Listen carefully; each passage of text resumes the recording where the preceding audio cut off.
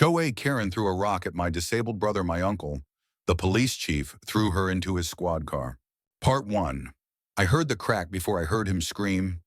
It was the sickening sound of stone against skull, quick, sharp, final, followed by a thud, then silence.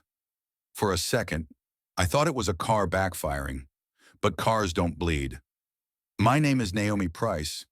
I live on Birchleaf Drive, right between the busted fire hydrant no one's fixed and the street sign Karen demanded be replaced because it had urban graffiti, which was actually just chipped paint. I don't like trouble. I keep my plants trimmed, my porch swept, and my head down.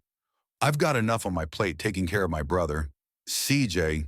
CJ is 29, brilliant, funny, wheelchair-bound since the accident 3 years ago, and legally blind after a post-op infection took what was left of his vision. But he's still CJ, still sharp, still stubborn, still the heart of this house. And now he was lying in the driveway, a rock the size of a grapefruit near his cane, and Karen standing 5 feet away, still breathing heavy like she was proud of herself. It happened at 4:12 p.m. on a Wednesday. CJ was out front waiting for the paratransit van to take him to the community library. It's the highlight of his week, not because of the books he listens to those on audio, but because it's the one place where nobody treats him like glass. Karen had been circling our house for weeks, ever since CJ started repainting his curb ramp in bright colors. It's a visual hazard, she said. It's a celebration, CJ replied.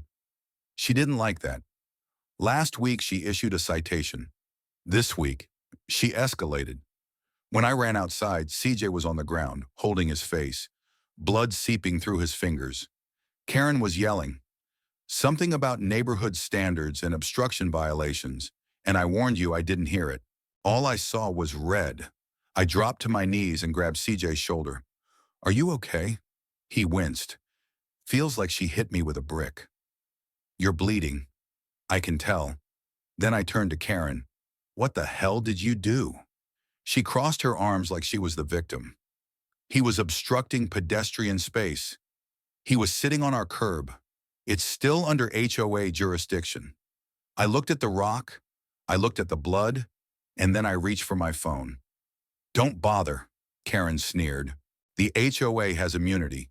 That's when I said the 5 words she'd regret for the rest of her life. My uncle is the police chief.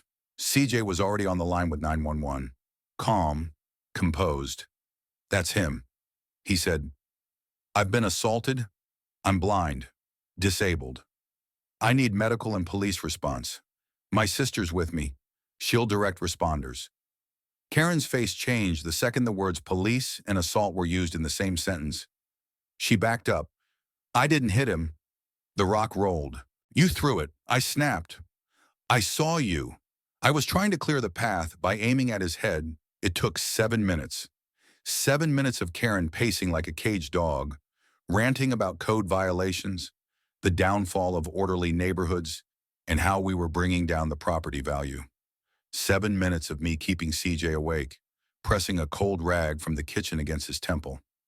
7 minutes until the cruiser rolled up and the man behind the wheel stepped out. 6'4", salt and pepper hair, sunglasses like steel, Chief Marcus Price, my uncle. He didn't ask questions. He saw the blood, the rock, the woman, and put it all together before the door even closed behind him. Ma'am, he said, voice low. Turn around. Hands behind your back. Karen blinked. What are you joking, CJ whispered. This is about to get good. My uncle stepped closer. You assaulted a disabled resident with a deadly object. It's a rock, he didn't flinch. Attempted aggravated assault under state law. Section 32C, your HOA badge is not a shield. You can't arrest me, I'm the HOA enforcer. You're a civilian with a rock, he said, pulling out the cuffs. And you assaulted my nephew. Karen's face went white. The cuffs clicked. The neighbors emerged. Phones came out. CJ whispered to me, make sure someone's filming this. I already was. From the porch, from the street, from 3 different angles. The same woman who once fined us for improper flag height was now being walked to a police cruiser in zip-tied wrists, trying to justify violence with bylaws. She shouted over her shoulder, "This isn't the end, you'll see." The HOA stands for order. Uncle Marcus paused before ducking into the cruiser. He looked her square in the eye. "Lady, the HOA doesn't stand for a damn thing when it lets you throw rocks at disabled people." The internet exploded. The video hit 700,000 views in the first day. Comments poured in. "She really said obstruction while assaulting a blind man. That cop's a hero. This HOA stuff is getting wild. Justice rolling up in uniform chef's kiss. Where do I buy a t-shirt that says wrong family, wrong day?" CJ got 6 stitches, a mild concussion, and an outpouring of love. Our porch turned into a flower shop. People mailed letters, posters, ribbons, disabled and proud buttons. Even one rock, painted gold, that read, "Your presence is not a violation." But this wasn't just about a rock or Karen. It was about the fake HOA she'd been building in silence. One neighbor came forward, then another, then another. Each with stories. "She fined me $50 for my wheelchair ramp paint being non-compliant. She said my autistic son's sidewalk chalk violated HOA codes. She threatened to remove my elder mom's porch swing for noise concerns." It was bigger than us. She hadn't just thrown a rock. She'd built a kingdom on cruelty, and it was time to burn it down. Part 2. Karen didn't just throw a rock. She triggered an earthquake. By the time her mugshot hit local news, the neighborhood had turned into a ground zero of reckoning. People who had never spoken out, people who once bit their tongues and quietly paid HOA fines for things like unapproved welcome mats or wind chimes audible past 8 p.m., were speaking up, and what they said was devastating. First came the Parkers, a retired black couple who lived 2 blocks over. They showed up at our door the day after CJ's attack, Mr. Parker clutching a thick folder like it was evidence in a criminal trial. "She fined us $150 last year for planting native sunflowers," he said, "called them wild and disorganized. They were certified pollinators," Mrs. Parker added. "She even threatened to call code enforcement on our beehive." Next was the Shaw's first-generation Vietnamese immigrants with a son who uses a speech device. "She said his voice box made too much unnatural noise," Mrs. Shaw whispered. "We paid a $75 fee because we were scared she'd call child services." Then came the Gutierrez family.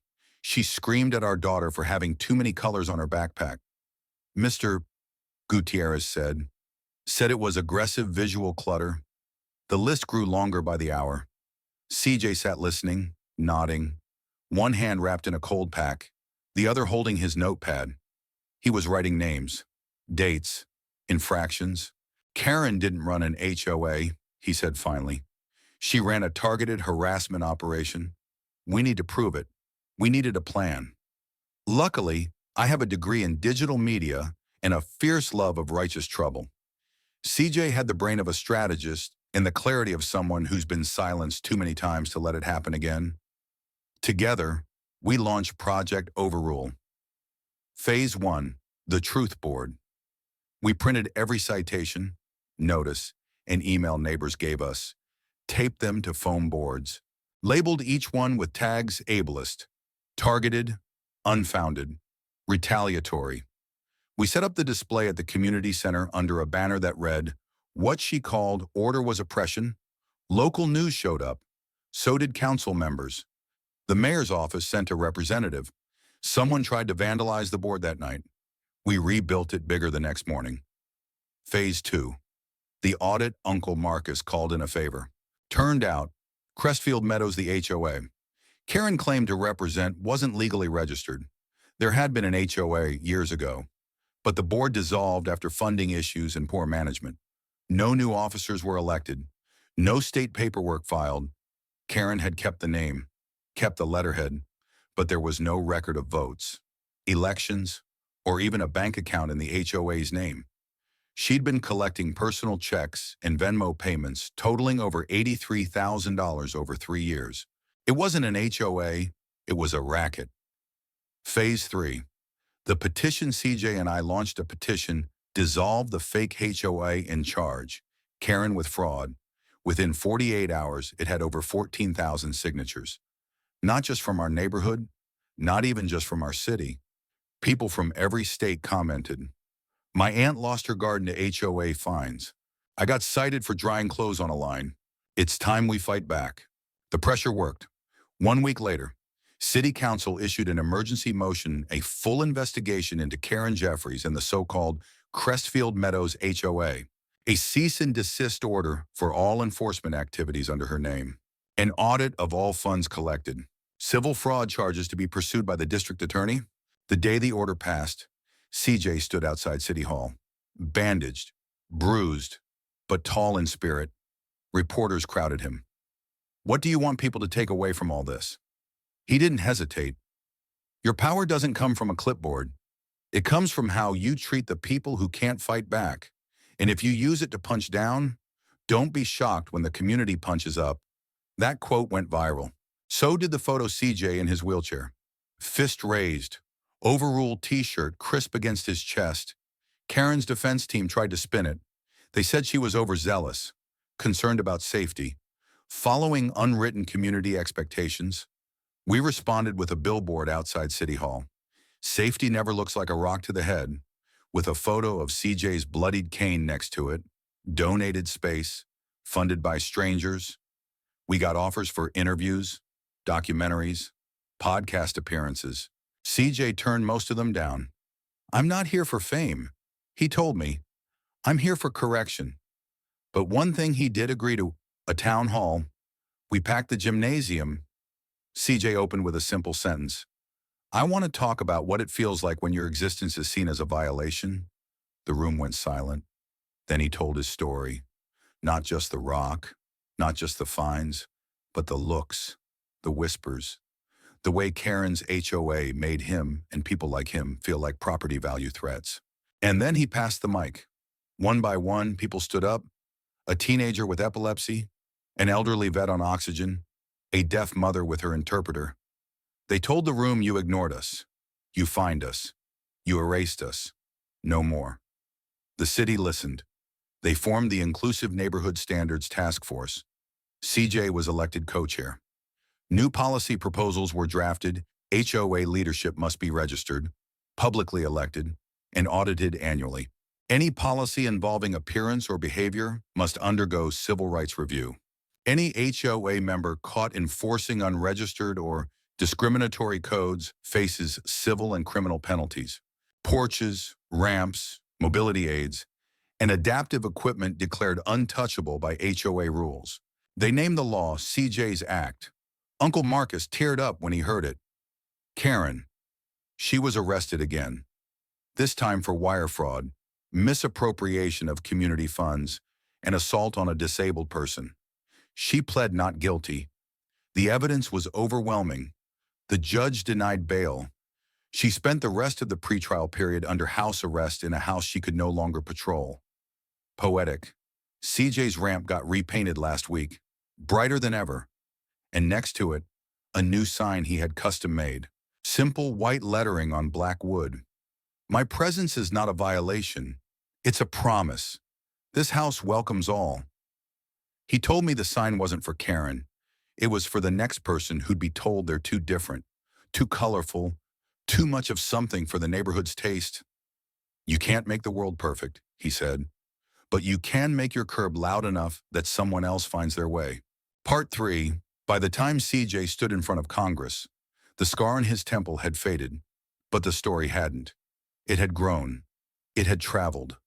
What happened on Birchleaf Drive, The Rock, the fake HOA, the arrest had ignited something far bigger than we ever imagined. And now CJ was in a gray suit, seated behind a microphone with the Capitol Dome behind him and a packed hearing room watching. All eyes on a young disabled black man in a wheelchair who, a year ago, was told his painted curb ramp was offensive. Now that curb was the foundation of a national movement. Thank you for the opportunity to speak, CJ began, voice steady. I'm not a lawyer. I'm not a politician. I'm just someone who was hit in the head with a rock because a stranger decided my existence violated her version of order. A hush fell. He continued. She called it enforcement. She had a clipboard. She had a badge one she made herself. But none of that made her right. And what hurt more than the rock was that it worked. People had been giving her money, silence, and power for years. He paused, looked at the panel. You're here today because I wasn't her first victim. I was just the one who had a police chief for an uncle and a sister who knew how to film. But there are hundreds, maybe thousands of people like me across this country. Disabled, poor, non-white, immigrant, queer. They've been fined, shamed, pushed out of their homes for having ramps, colors, sounds, smells, hair that made someone uncomfortable, and they didn't have a camera, or a badge, or a mayor who cared. They just left. You could hear sniffles. Even one of the senators looked misty-eyed. CJ closed with, I don't want a monument. I want a mechanism. Something that says you can't use property rules to erase people. Something that says if someone tries to throw a rock again, the law will throw it back. They gave him a standing ovation. Uncle Marcus said he hadn't seen something that powerful since his own police academy graduation. The result? The Federal Fair Housing Enforcement Modernization Act. CJ's testimony became a cornerstone of the bill. It proposed mandatory registration of all HOAs with a federal oversight division. Prohibition of any HOA policy that disproportionately affects protected groups. Immediate suspension of authority for any HOA issuing physical or verbal threats. Creation of a DOJ HUD task force for HOA discrimination. A national reporting database called Access Accountability Center for Community Enforcement and Standard Surveillance. The bill passed committee, then passed the floor. The president signed it with CJ standing beside him. CJ didn't smile. He just nodded and said, now the ramp's open. Back home, things shifted fast. Crestfield Meadows was dissolved entirely. Not restructured, gone. The name stripped from letterheads. The bylaws tossed. All money Karen collected seized. The city used the funds to build a disability justice resource hub in our neighborhood. Guess who they named it after CJ Price? There's a mural in the front, a ramp that turns into a sunrise. On the wall inside, a quote from CJ's testimony. Make your curb loud enough that others can follow it home. But it wasn't just us. Across the country, more stories poured in Arizona. A deaf couple sued their HOA for banning their doorbell strobe light. They won. In Pennsylvania, a black family took down a no-porch swings rule that targeted their home. In Florida, a veteran forced his HOA to remove fines against his PTSD support dog. In Oregon, a woman challenged her HOA for finding her indigenous medicine garden and got the state to recognize it as cultural heritage. CJ started collecting the stories. He made a digital archive. He called it porch proof, as in your truth, your steps, your story proof that you belong. By summer, people started repainting curbs nationwide. Some rainbow, some with names of lost relatives, some just with a stripe of bold yellow, like a highlighter screaming, I'm here. They started tagging them online with Karen or curb loud enough. CJ laughed when he saw one in Montana. Didn't think Montana would care about my driveway. They care, I said. Why? Because you stayed on it when they told you to leave. He got asked to keynote a design conference. He told architects when you plan a neighborhood, you don't just build fences, you build permission, so build it wide and make sure the first step feels like welcome, not warning. The audience gave him a 5-minute ovation. Someone sent him a customized cane afterward. It was carved with his name, lined in gold.